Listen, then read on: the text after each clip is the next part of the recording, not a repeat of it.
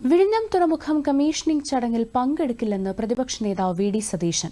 തന്നെ ചടങ്ങിന് ക്ഷണിച്ചിട്ടില്ലെന്നും വന്നത് സാധാരണ കത്ത് മാത്രമാണെന്നും അദ്ദേഹം പറഞ്ഞു. വിഴിഞ്ഞം പദ്ധതിയുടെ ക്രെഡിറ്റ് എടുക്കാൻ സിപിഐഎം ശ്രമിക്കുന്നുവെന്നും പ്രതിപക്ഷ നേതാവ് ആരോപിച്ചു. ആദ്യം കപ്പൽ അടുത്ത സമയത്ത് വിളിച്ചിട്ടുണ്ടായിരുന്നു. പിന്നീട് രണ്ടാമത്തെ പരിപാടിക്കും ഈ പരിപാടിക്ക് ക്ഷണിച്ചില്ല.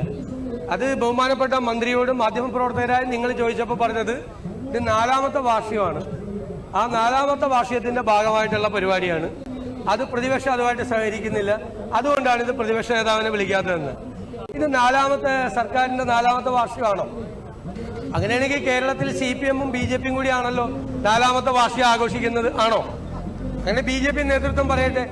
4ാമത്തെ വാർഷികാഘോഷത്തിൽ പങ്കെടുക്കാനാണ് പിണറായി വിജയൻ സർക്കാരിന്റെ 4ാമത്തെ വാർഷികാഘോഷത്തിൽ പങ്കെടുക്കാനാണ് പ്രധാനമന്ത്രി കേരളത്തിലേക്ക് വരുന്നതെന്ന് BJP പറയട്ടെ. അങ്ങനെ BJP-യും CPM-ഉം ചേർന്ന്